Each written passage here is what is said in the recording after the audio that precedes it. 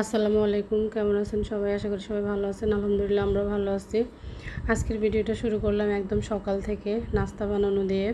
আমি তো আসলে মেনলি রান্নাবান্নার ভিডিওটাই করা হয়, নাস্তা বা আরও আনুষঙ্গিক ভিডিও করা হয় না। আসলে সময় করে উঠতে পারি না, এই জন্য।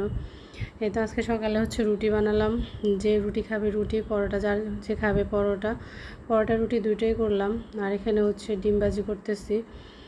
বাসায় অনেকজন মানুষ থাকলে এক একজনের রুচি এক এক রকম হয়। কেউ হয়তো পরোটা খাবে, কেউ রুটি খাবে, কেউ পরোটা রুটি কিছুই খাবে না, চা বিস্কিট খাবে, এরকমই আসলে।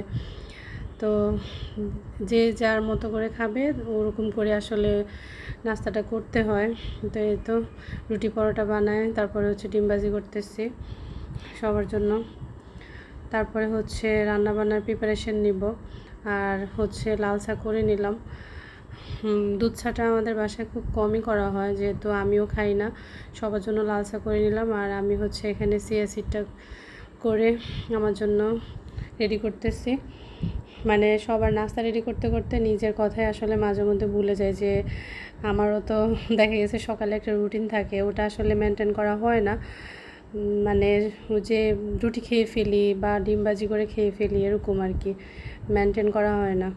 আর এখানে ওই দিন যে মাছ আনলো, ওটা পাবদা মাছ, এগুলো কাটতে হবে। আর এটা রুই মাছ, এগুলো গ্রামের বাড়ি থেকে নিয়ে আসা হয়েছে, এগুলো বন্যার মাছ।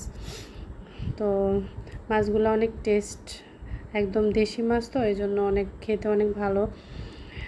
এই তো মাছ কেটে নিচ্ছি। আসলে এগুলো রাতে যদি করে নিই তাহলে সকালে এত আসলে ফেরা হয় না। তো রাতে আসলে সময় পাই নাই, শরীরটাও ভালো না, প্রচণ্ড গরম পড়ছে। মানে অনেকক্ষণ রান্নাবান্না করতে হয়, দাঁড়িয়ে থাকতে হয়, শরীরটা আসলে ভালো না। তো এই তো আমার মাছ কাটাকাটি শেষ। এখন ভালো করে লবণ দিয়ে মেখে ধুয়ে নিলাম। আর এখানে মাছ ভাজি করতেছি, শসা আলু দিয়ে রান্না করব। এই তো মাছটা ভেঙেই ফেললাম, বেশি তাড়াহুড়ো করলে যা হয়। আর শসা দিয়ে আলু দিয়ে মাছের ঝোল রান্না করব। আর আমাদের এলাকায় শসা দিয়ে নারকেল দিয়ে রান্না করে, কিন্তু আমি আজকে নারকেল দিব না, যেহেতু কালকে লতি দিয়ে নারকেল দিয়ে খাওয়া হয়েছে, এই জন্য আজকে আর নারকেল দিব না, অ্যালার্জিটাও অনেক বেড়ে গেছে। তো এখানে মশলা কষানো হইতেছে, হলুদ মরিচ লবণ যা যা দরকার সব কিছু দিয়ে ভালো করে মশলাটা কষিয়ে তারপরে শসাটা দিয়ে দিব। আসলে গরম দিয়ে মানে এরকম শসা, তারপরে পেঁপে, লাউ, এই তরকারিগুলো আসলে বেটার। আসলে আগস্ট সেপ্টেম্বর মাসে এত গরম পড়ে, যেটা আসলে ভাবাও আসলে মুশকিল, প্রচণ্ড গরম পড়তেছে। তো এখানে আমি মশলাটা কষিয়ে নিলাম, তারপরে শসাটাও দিয়ে দিব। শসাটা দিয়ে অনেকক্ষণ কষিয়ে তারপরে মাছটা দিব। এ পাকে বাসায় গেস্ট আসছে, ওদেরকে তরকারিটা বসে নাস্তা পানি দিলাম। মানে এক হাতে যা যতটুকু পারি করার চেষ্টা করি আসলে।